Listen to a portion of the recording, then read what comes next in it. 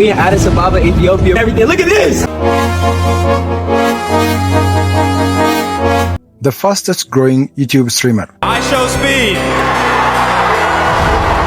በዩቲዩብ ላይቭ ስትሪም ሲያደርግ በተመስጦ ከተመልካች ጋር የሚያሳየውን ድብልቅልቅ ያለ የስሜት ውጣ ውረድ ላየ ሰው እውነተኛ ስሜቱን ከጨዋታው መለየት እስኪከብድ ድረስ አፍስዞ በመያዝ የብዙ ስትሪም ተከታይን ቀልብ የሳበና በአጭር ጊዜ ውስጥ በሚሊዮን ተከታዮች ማፍራት የቻለ ነው።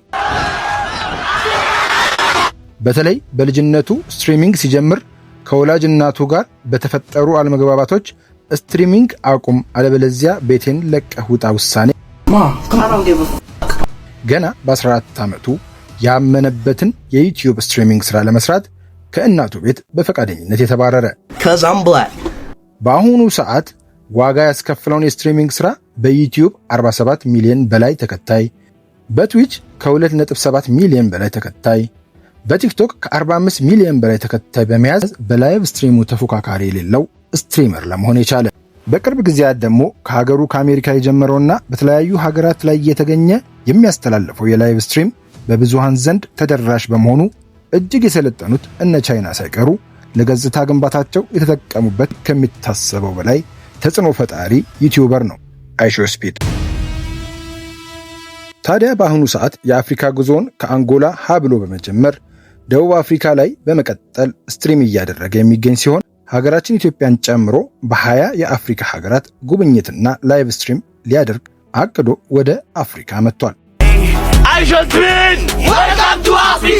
ሀገራት በጉጉት የሚጠብቁት ይህ ጉብኝት ፋይዳው ምንድነው? ኢትዮጵያስ ከጉብኝቱ ማትረፍ ያለባት ነገር ምን ሊሆን ይችላል? አይሾስፒድ ኢትዮጵያ የሚባለው ስትሪመሩን የሚመሳሰለው ኢትዮጵያዊ ወጣት በዚህ ጉብኝት ይፈምስ ይሆን የሚለውንና ይህ ዓለም አቀፍ ስትሪመር ስላሳለፈው የህይወቱ ውጣ ውረድ ወጣቶች ምን ይማራሉ የሚለውን ልናሳያችሁ ወደናል። ተከታተሉን። Do you miss me at all?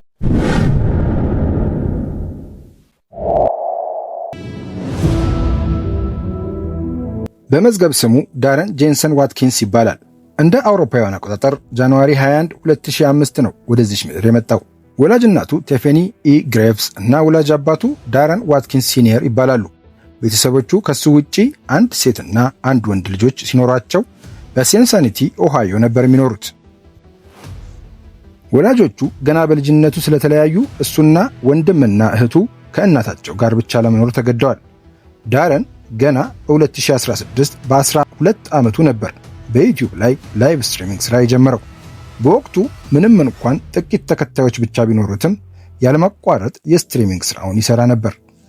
ዳረን በተለይ NBA 2K and Fortnite የተባሉ ቪዲዮ ጌሞች እየተጫወተ ላይቭ ስትሪም በማድረግ ተቀባይነት እያገኘ የመጣ ሲሆን ወላጅ እናቱ ግን ትምህርቱ ላይ እንዲያተኩር በማለት ብዙ ተቃወመው ነበር። ይህ ተቃውሞ ወደ አለመግባባት በማደግ አንዳንዴ ላይቭ ስትሪሙ ላይ እየገባች ሁሉ እስከ ማቋረጥ የምትደርሰው እናቱ ከፍተኛ ጫና ታደርግበት ነበር። እድሜው 14 ዓመት ከሆነ በኋላ ግን ወይ ይህንን ስትሪሚንግ አቁም ወይ ቤቴን ልቀቅ ባለችው መሰረት ቤቱን ለቆ ከአባቱ ጋር ለመኖር ወደ ዲትሮይት ሄደ። ወላጅ አባቱ በስትሪሚንግ ስራው ላይ ጣልቃ ስለማይገባበትና ስለሚደግፈው ይህ ምቹ ሁኔታ በአጭር ጊዜ ውስጥ እንዲያድግና ብዙ ተከታዮች እንዲኖሩት አስችሎታል።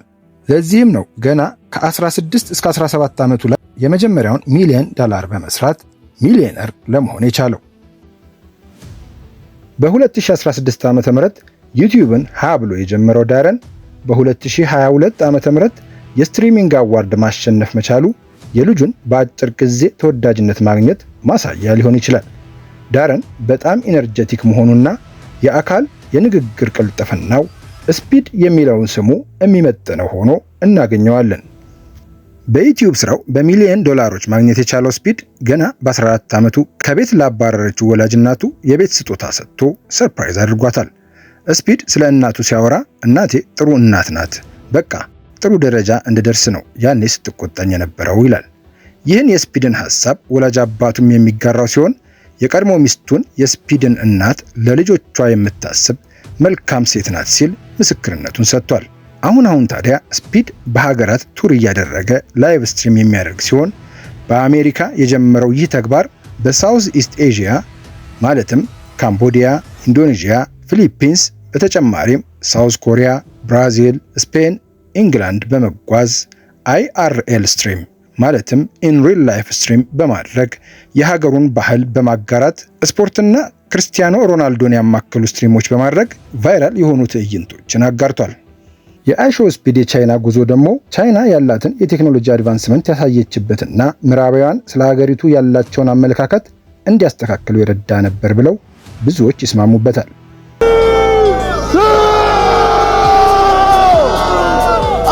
አሁን ደግሞ ስፒድ የአፍሪካ ጉብኝቱን ኢትዮጵያን ጨምሮ በ20 የአፍሪካ ሀገራት ለማድረግ በአንጎላ የጀመረውን ጉዞ በደቡብ አፍሪካ በመቀጠል እያስተላለፈ ሲሆን በተለይ በሀገር አሜሪካ ያሉ የሱ ተከታዮች ደቡብ አፍሪካ እንደዚህ አትመስለንም ነበር በማለት ቪዲዮ ማጋራት መጀመራቸውን ስናይ የዩቲዩበሩ ሀገር የማስተዋወቅ ተጽዕኖ በግልጽ እንድናይ አድርጎናል።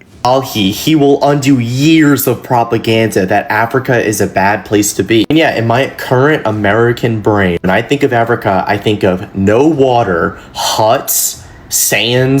Like, dude, it's actually... ስፒድ በኢትዮጵያ በትንሹ ለ24 ሰዓታት የመቆየት እቅድ ስላለው ሀገሪቷ ላይ ያለውንና ዓለም ሊያይልን የምንፈልገውን ነገር የምናሳይበት ጥሩ አጋጣሚ ይሆናል ተብሎ ይጠበቃል።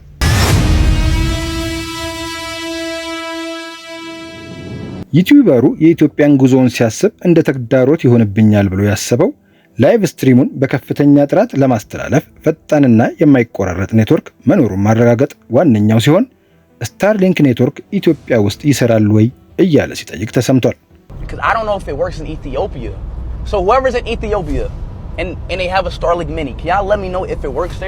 ስታርሊንክ በኤለን መስክ ስፔስኤክስ ሰርቪስ ፕሮቫይደርነት በሳተላይት ኢንተርኔት አገልግሎት በማንኛውም ቦታ የሚገኝበት አማራጭ ሲሆን ለዚህ የሚያግዝ ጋጀት መኪና ላይ ወይም በሌላ አማራጭ ይዞ በመጓዝ የፈለጉበት ቦታ ያለማቋረጥ ኢንተርኔት የሚያገኙበት የኔትወርክ አማራጭ ነው። በተለይ ኔትወርክ ደካማ በሆነባቸውና ገጠራማ አካባቢዎች ከ50 እስከ 250 ሜጋባይት ፐር ሰከንድ ፍጥነት ያለው ኢንተርኔት አገልግሎት ለማግኘት በጣም ጥሩ አማራጭ ሆኖ እናገኘዋለን። ይህ የኢንተርኔት አገልግሎት ግን በኢትዮጵያ ፈቃድ ያላገኘ መሆኑን ልብ ይሏል። በሀገራችን በጥቂት ቦታዎች አገልግሎት የሚሰጠው 5G ኢንተርኔት እንደ አማራጭ መጠቀም ቢቻልም አገልግሎቱ በጥቂት ቦታዎች ብቻ መስራቱ የእንቅስቃሴ ገደብ እንዳይፈጥርበት ተፈርቷል። የአይሾው ስፒድ መምጣት በአፍሪካ ብዙ ሶሻል ሚዲያ ኢንፍሉዌንሰሮችን ያነቃቃ ሲሆን ከነዚህ ውስጥ በኬንያ የሚገኘውና ምንም አይሾው ስፒድን የማይመስለው ዩቲዩበር አንደኛው ሲሆን በመልክ አይሾው ስፒድን የሚመስለውና በቲክቶክ ስሙ አይሾው ኢትዮጵያ ስፒድ የሚባለው ኢትዮጵያዊ ወጣት ሌላኛው ነው።